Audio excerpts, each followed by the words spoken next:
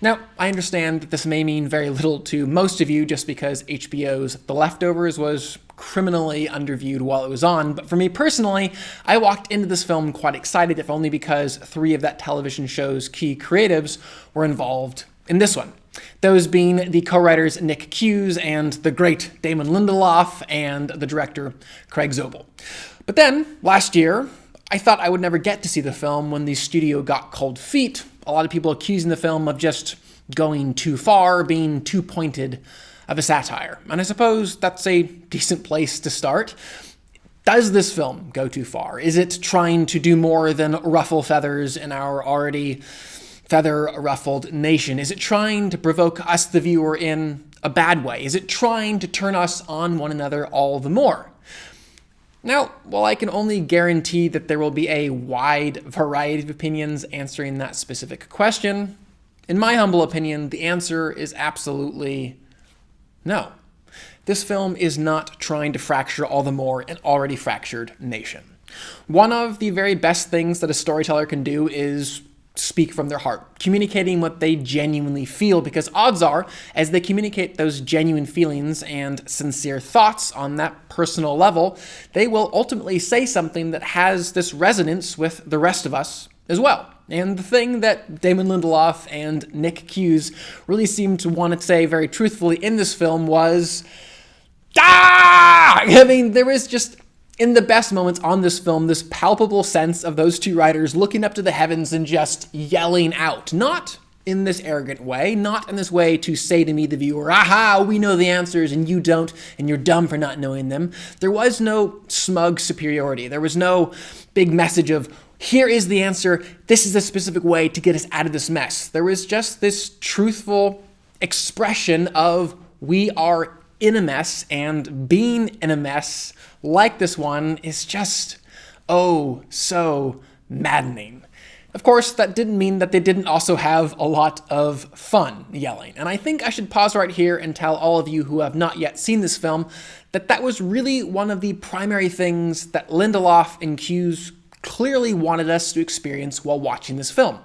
Fun. They wanted us to look into the mirror that they were holding up to us and look into the mirror that they were holding up to themselves and just shake our heads and laugh.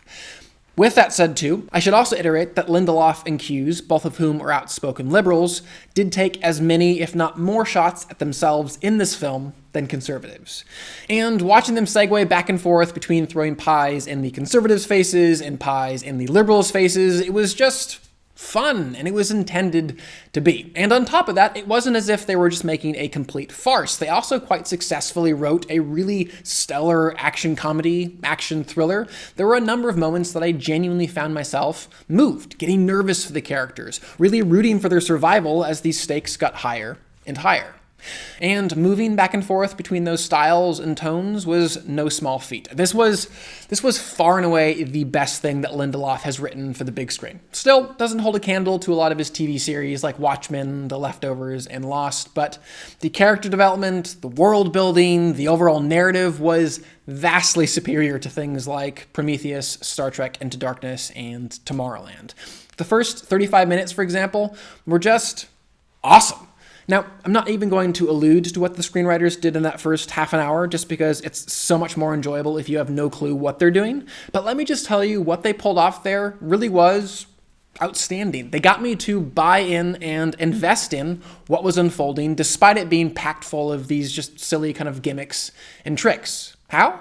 Well, they kind of took my eyes off of the gimmicks and tricks, off of the twists and turns, and really just focused them on the characters and their journeys.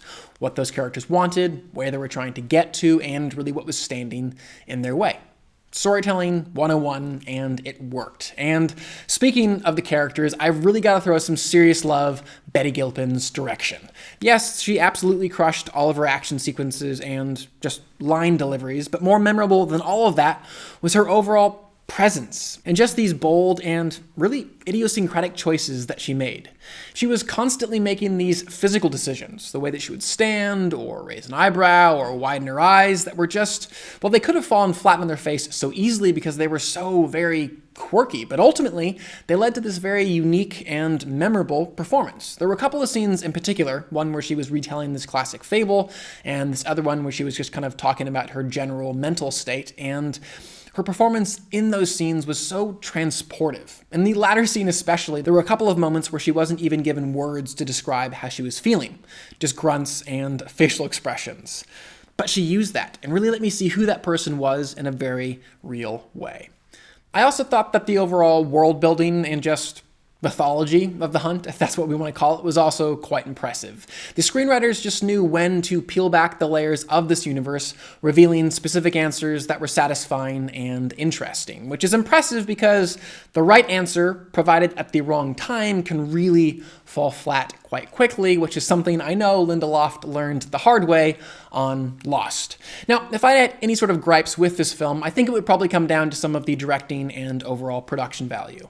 The hunt, in a number of sequences, did in fact just feel like this extended television episode, just because of the overall production value that was presented, as well as some of the kind of vanilla directorial choices. That's not to say that Craig Zobel didn't do a great job with what he was given. It was just kind of obvious that he wasn't given a whole lot. And for all these reasons, I will give the film a 4 out of 5 and a heart. I would still love to know what you guys thought of the film though, so definitely comment below and let me know. And finally, please do subscribe. I'm going to continue to review films and television on this channel, and I would love for you to stay up to date on all of those things. But for now, I'm Chris Hartwell.